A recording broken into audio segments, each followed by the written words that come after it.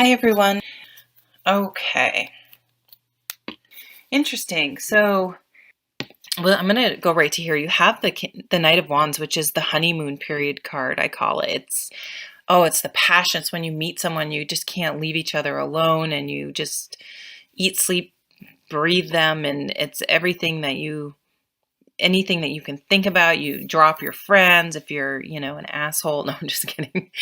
But you just want to be with them. You have to touch them all the time. It's that really wonderful time. It's not usually sustainable to that level, but you have these grounded cards around. So you have this Ten of Pentacles, which is a very grounded card. It's about many generations and smart long-term investments. So I do feel for some of you who are feeling this passionate energy, whether you're meeting someone new or you sort of are in this honeymoon period, it does have the potential to be a long-standing relationship.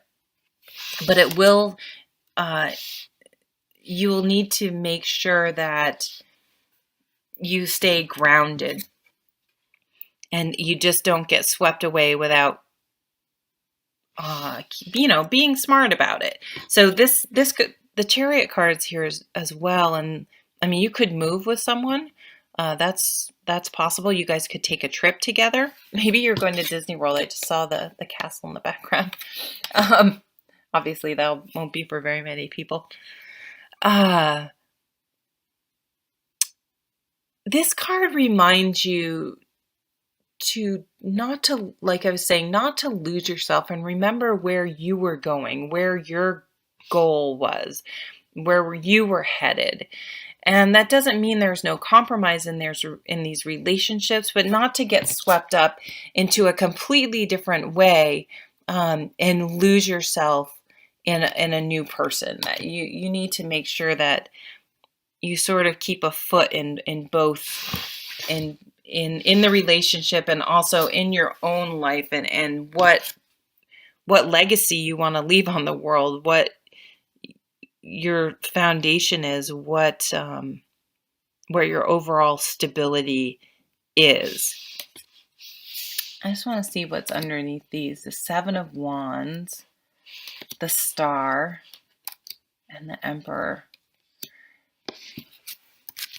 Yeah, a lot of definitely cards about. So this was with the Eight of Cups, the walking away. If you're walking away from someone, don't get sucked back in. Don't get dragged down to level, but you just, you don't need to let them, if they want to like obsessively make you explain why you left, you don't need to do that. You be nice about it. You don't need to be cruel about it, but you don't need to explain yourself over and over again. So don't let someone get you on the defensive, and there will be healing here. And the Emperor says you have to make decisions based on what's best for you, and it doesn't mean you're selfish and not thinking about other people or the other person, but ultimately it's your life, and you are the one that has to be happy with your decisions and live with your decisions. And your decisions aren't always, you can't make everyone happy, but you sure as hell better make sure you're making yourself happy, because again, you're the one that has to live with the consequences of those decisions. But you have this beautiful healing energy, so don't settle. Don't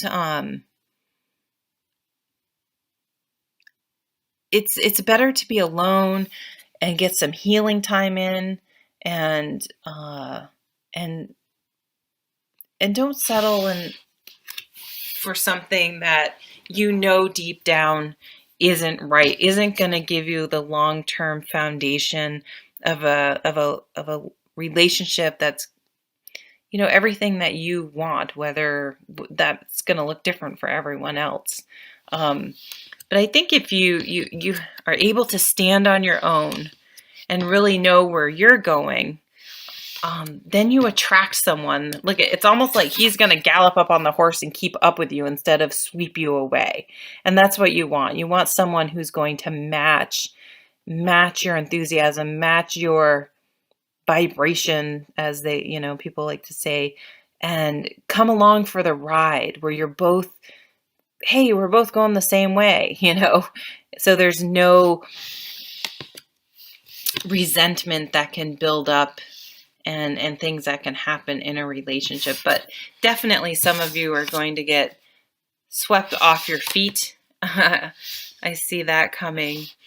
And for some of you, I mean, there's just going to be, your relationship's going to feel really grounded and solid, and maybe meeting some sort of new milestone, like moving in together, getting married, buying a house, things like that, long-term things that couples tend to do to really build a life together.